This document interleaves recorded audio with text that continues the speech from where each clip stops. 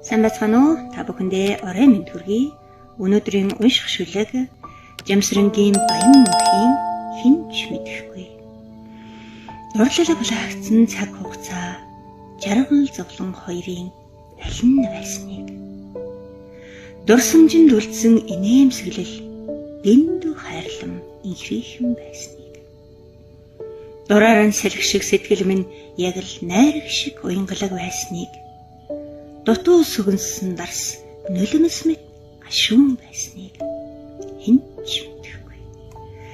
Жаргал чим шиг зовлон чим шиг ганцаарлыг сархтаар тайлж жам хийгээд хувь тавилангийн өгөгдлийг унигаар согтоосныг дэр үнчим бас сэтгэл үнчин шүнүүдээс шүлэг нэхэн гарсныг дэндүү хат орчлонгийн уй тайзанд тарчилсныг хинч мэдэхгүй.